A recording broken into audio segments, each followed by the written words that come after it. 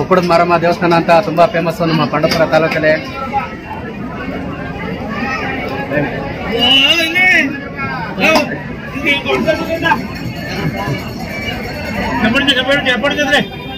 Sir police sir ಸಿಕ್ಕಿದ್ರು.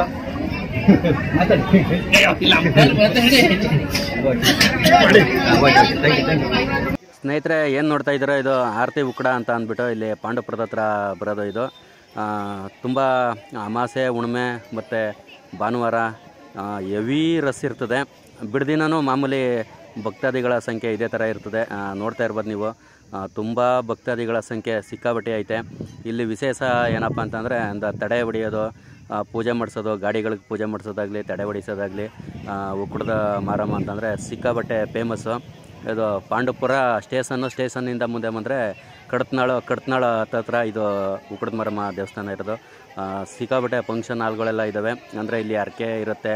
ಈ ಕೋಳಿ ಆಗಲಿ ಮರಿ ಆಗಲಿ ಎಲ್ಲನೂ ತಗೊಂಡು ಬಂದು ಈ ತಾಯಿಗೆ ಹರಕೆ ಸಲ್ಲಿಸಿ ದೊಡ್ಡ ಮಟ್ಟದಲ್ಲೇ ಎಲ್ಲ ಫಂಕ್ಷನ್ಗಳ ಮಾಡ್ತಾರೆ. ಇಲ್ಲಿ ತುಂಬ ವಿಶೇಷವಾಗಿ ಸಿಕ್ಕಾಬಟ್ಟೆ ಭಕ್ತಾದಿಗಳು ಸೇರ್ತಾರೆ. ಮಾತ್ರ ಇಲ್ಲಿ ಆರತಿ ಉಕ್ಕಡ ಅಂತ ಅಂದ್ಬಿಟ್ಟು ಅಹಲ್ಯ ದೇವಿ ತಾಯಿ ದೇವಸ್ಥಾನ ಅಂತ ಅಂದ್ಬಿಟ್ಟು ಸಿಕ್ಕಾಬಟ್ಟೆ ಜನಸಾಗರ ಸೇರುತ್ತೆ. ಈ ರಸ್ ಒಳಗಡೆ ಅಂದರೆ ಕ್ಯೂವಲ್ಲಿ ನಿಂತ್ಕೊಂಡು ಹೋಗಬೇಕು, ಅಷ್ಟೊಂದು ಕ್ಯೂ ಇರ್ತದೆ. ಮಾತ್ರ ಅದರಲ್ಲೂ ಅಮಾಸೆ ಹುಣ್ಣಿಮೆಲೆ ಸಿಕ್ಕಾಬಟ್ಟೆ ಅಂದರೆ ಭಾನುವಾರ ದಿನವೂ ಇದೇ ಥರ ರಸ್ ಇರ್ತದೆ. ಅಂದರೆ ನಮಗೆ ಪೊಲೀಸರು ಫಸ್ಟ್ ಟೈಮ್ ನಮಗೆ ಅಂದರೆ ಇಲ್ಲಿ ಒಂದು ಒಳಗಡೆ ಹೋಗ್ಬೋದು, ಗೇಟಿಂದ ನಮ್ಮ ಒಳಗಡೆ ಕಳಿಸಿದ್ರು ನಮ್ಮ ಮಾತಾಡಿಸಿ. ಈ ದೇವಸ್ಥಾನದ ವಿಶೇಷ ಏನಪ್ಪ ಅಂತಂದರೆ ದುಡ್ಡು ಕೊಟ್ಟು ಟೋಕನ್ ತಗೊಂಡು ಕ್ಯೂವಲ್ಲಿ ನಿಂತ್ಕೊಂಡು ಹೋಗ್ಬೇಕಂತೇನಿಲ್ಲ, ಭಕ್ತಿಯಿಂದ ಪೂಜೆ ಮಾಡ್ಕೊಂಡು ಬರ್ಬೋದು. ಇದು ಬಂದು ನಮಗೆ ತುಂಬ ಹತ್ರ ಆಗುತ್ತೆ, ಒಂದು 20-21 ಕಿಲೋಮೀಟ್ರ್ ಆಗ್ಬೋದು ಅಷ್ಟೇ.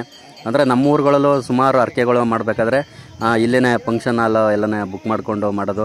ಮತ್ತು ನೆರ್ವಿಗಳೆಲ್ಲ ಮಾಡ್ತಾರೆ, ಸಿಕ್ಕಾಬಟ್ಟೆ ನೆರ್ವಿಗಳೆಲ್ಲನೇ ಮಾಡ್ತಾರೆ ಇಲ್ಲಿ. ಅದರಿಂದ ನಾವು ಅವಾಗವಾಗ ಬರ್ತಾ ಇರ್ತೀವಿ. ಅಂದರೆ ತುಂಬ ದೂರದಿಂದನೂ ಸಹ ಬರ್ತಾರೆ ಇಲ್ಲಿಗೆ. ₹20 ಡೈರೆಕ್ಟ್ ಕೊಟ್ಟವ್ರೆ. ಕೆಜಿ 20 ರೂಪಾಯಿ ಹೆಂಗೆ ನೋಡಬೇಕು.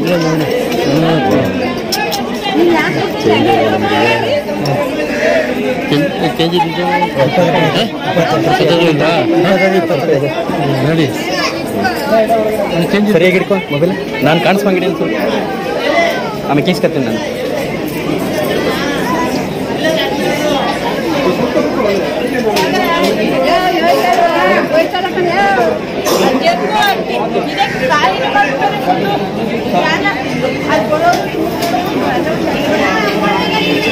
ಎದೆ ಗಂಟೆ ಹಿಡ್ಕೋಬೇಕಲ್ಲ.